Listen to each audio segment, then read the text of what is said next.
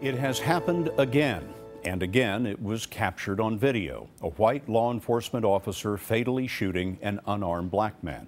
Today, the elderly reserve deputy in Tulsa, Oklahoma, was charged with manslaughter in what he says was an accidental shooting earlier this month. The victim was 44 years old.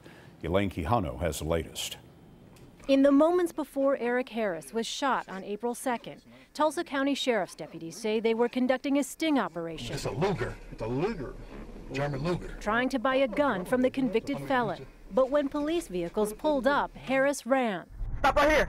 Stop right here. A body camera on one of the deputies captured the pursuit.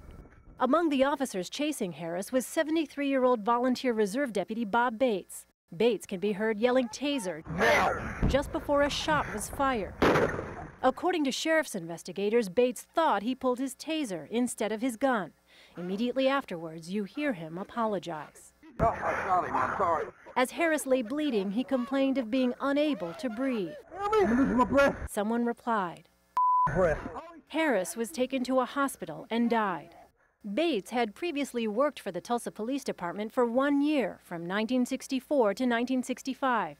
He became a reserve deputy at the sheriff's office in 2008. At first, the department defended him, saying he made a mistake in the heat of the moment. But the district attorney disagreed, charging Bates with manslaughter. Dan Smolin is the attorney for the Harris family. Everyone wants to believe law enforcement. Everyone wants to live in a world where you feel protected by law enforcement.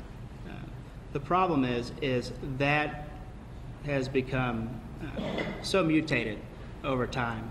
Andre Harris is the victim's brother. He was loving, he was caring, and he was my brother that I'll never see again till I see him in heaven. According to family members, Harris was unarmed when he was shot. Robert Bates' attorney said the following in response to the charge: "We feel the evidence strongly shows this was a death or homicide by accident or misfortune, which under the statutes is excusable homicide. There has not been any challenge to the statements made by Bates voicing his intention to tase." Scott, if he is convicted, Bates could receive up to 4 years in prison. Elaine, thanks very much.